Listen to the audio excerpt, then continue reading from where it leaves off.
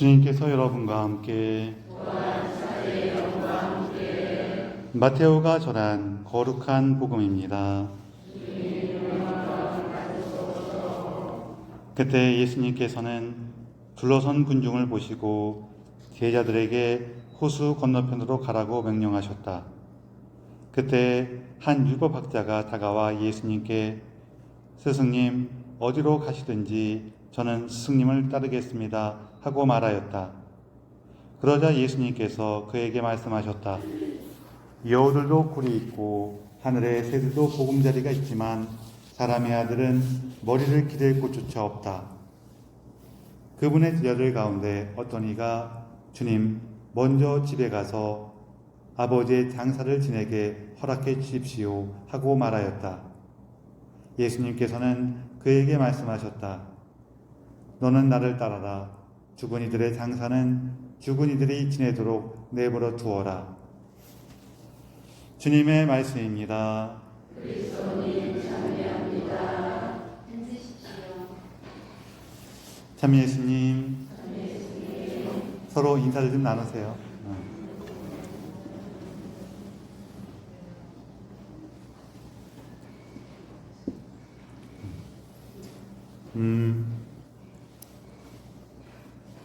예전에 이렇게 옛날 얘기긴 한데 이제 시어머니가께서 돌아가셔갖고 장례를 마치고 나면은 이제 장례식이 끝났으니까 이제 켜놨던 촛불을 꺼야 되는데 며느리가 가서 그 촛불을 못 끈대요. 왜 못 끄냐면은 자기도 모르게 입꼬리가 자꾸 올라가갖고 이렇게 꺼야 되는데 이렇게 돼갖고 촛불을 못 끈대요.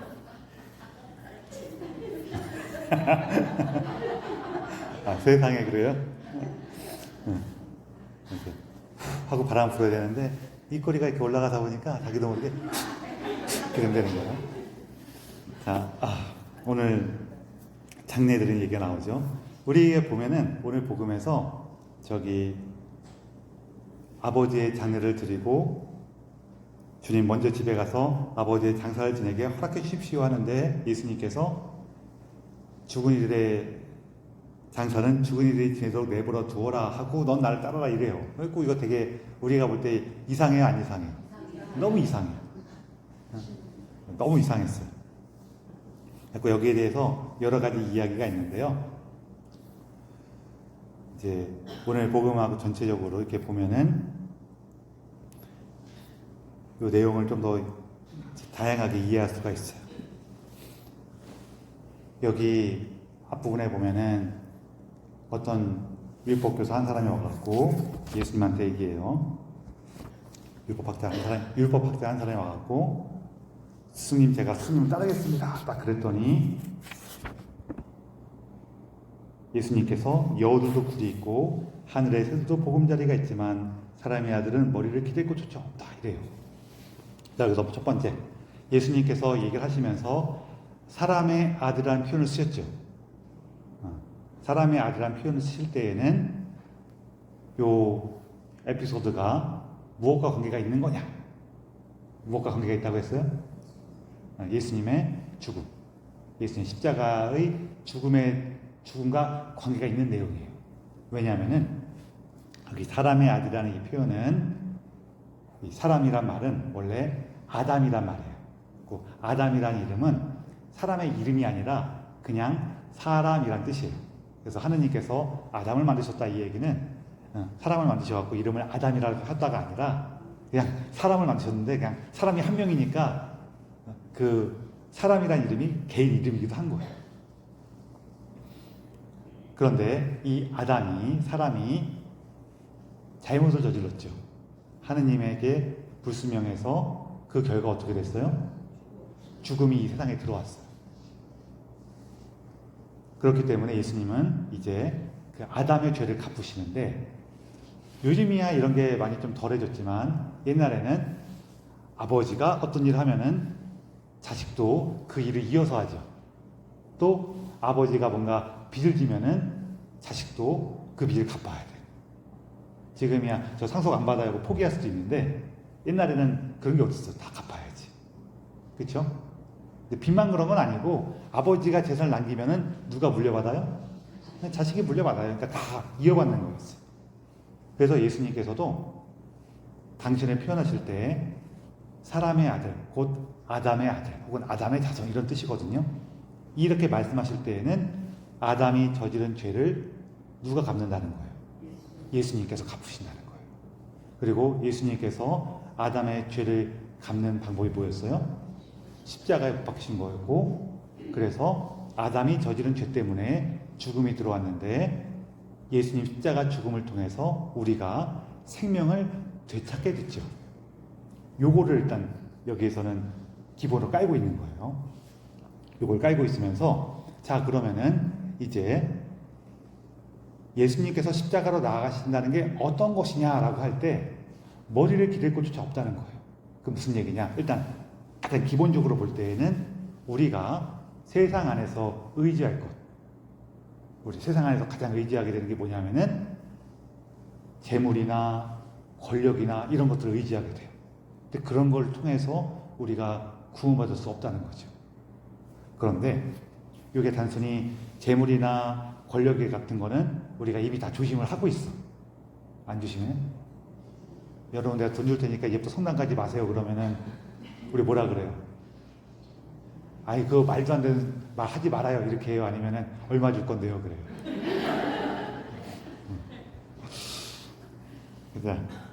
그런 거 우리가 조심을 해. 이미 조심을 하고 권력도 조심을 하죠. 권력은 조금 더 미묘한 건데 여러분 권력 바라세요 안 바라세요? 권력 안 바라는 것은 그런 마음 들죠. 근데 우리가 권력 그러니까 뭔가 거창한 것 같아서 그런데 이런 거예요. 부부싸움 할 때 남편이나 아내하고 다투게 됐을 때 상대방이 내 말을 들었으면 좋겠어요? 내가 상대방 말을 들어주고 싶어요? 상대방이 내 말을 들었으면 좋겠죠. 상대방이 내 말을 듣게 만드는 그 힘을 권력이라 그래요. 그게 권력인 거예요. 물론 권력을 얻기 위한 여러 가지 방법들이 있긴 있는데 그게 그냥 힘으로 하는 게 권력이죠. 그래서 이 권력하고 조금 통하는 게 있는데요. 통하는 부분이긴 한데 이런 걸 얻기 위해서 우리가 뭘 하려고 그러냐면은 특히 여기 지금 이 질문을 물어본 사람이 율법학자잖아요. 율법학자. 그래서 율법학자가 머리를 기댈 자리가 뭐예요? 내가 의지할 거. 여우의 굴이고 새들의 보금자리 같은 내가 기댈 거. 율법학자한테. 율법이죠. 이게 무슨 얘기냐면은 내가 정당하고 올바르고 똑바로 살고 있고 훌륭히 살고 있다는 그 모습이 율법교사한테는 의지할 거란 말이에요. 그래서 예수님께서 율법교사가 제가 스님을 따르겠습니다 하니까 네가 만약에 날 따를 때 그런 규칙, 법칙, 나는 이런 식으로 살아갈 거야 하는 그런 걸 원한다면은 조심해라. 사람의 아들은 그런 거 의지하지 않는다. 이런 내용이 될 수도 있어요. 이게 조금 어렵나요? 우리도 살아가다 보면은 사람이 이렇게 살아야 되지. 사람의 도리는 이런 거지. 막 이런 게 우리 마음에 있어갖고 거기 적합하지 않은 사람을 우리가 보게 되면은 어떻게 생각해요? 어떻게 사람이 저래? 저렇게 걔 나쁜 놈이야. 막 이렇게 된단 말이에요. 그렇게 된단 말이에요. 그런데 십자가를 진다는 건 어떤 거예요? 자비로운 거예요. 너그러운 거예요. 예수님께서 왜 우리에게 우리를 위해서 십자가를 지셨냐? 우리에게 너그러우시고 사랑하시기 때문에 우리가 다른 사람을 받아들이지 못할 수는 있어요. 왜요? 제가 나쁜 놈이어서? 아니요, 나의 자비가 부족해서. 그럴 수 있죠. 그래서 네가 그러는 거는 뭐 그럴 수 있으나 내가 하느님 안에 믿음이 약하고 세상 안에 있는 두려움 때문에 내가 널 자비롭게 받아들여 주기가 너무 힘들어서 조금 멀리 해야겠어. 할 수는 있어요. 그렇지만 여기서 핵심적인 이유는 얘가 나빠서가 아니라 나의 자비가 부족해서죠. 우리는 또 그걸 가지고 예수님 가는 거예요. 예수님, 제가 좀 못마땅하긴 한데요. 그러나 제가 당신 안에 머무른다면은 받아줄 수 있었을 텐데 저도 약해서 잘 안 되고 있었어요. 이런 죄인입니다. 이렇게 우리가 할 수 있다, 이렇게 할 수는 있어요. 이게 시작이에요. 그러면서 이제 그 다음에 아버지의 장사를 지내도록 허락해 주십시오. 이렇게 하는 건데요.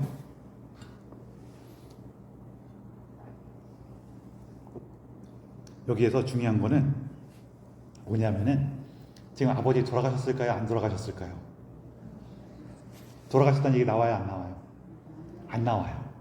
그치? 아버지 안 돌아가셨어요. 이게 무슨 얘기냐면은 우리도 그렇잖아요. 우리도 종종 어떤 큰 사명이나 부탁을 받게 될 때 부모님을 모신 다음에 혹은 애들이 다 큰 다음에 이런 식으로 표현할 때 있죠. 이게 무슨 뜻이에요? 내가 할 도리를 다 하고 나서 약간 이런 의미가 있죠. 이게 이스라엘 사람들이 관용적으로 쓴 표현이에요. 내가 어떤 일에 투신할 때 아직 내가 부모님을 모셔야 되니 부모님을 이렇게 효도하라는 계명이 있잖아요. 그러니까 부모님께 효도하라는 그 계명을 다 지킨 연후에 그 다음에 따르겠습니다. 이런 의미가 있어요. 그래서 이게 지금 아버지 장례치료 가려고 그러는 사람 붙잡아 놓고 너 가지마 이 뜻이 아니에요. 이 사람은 우리를 치면 이런 거예요. 제가요 은퇴한 다음에 성당 다닐게요 이런 거예요. 우리 뭐라 그래요?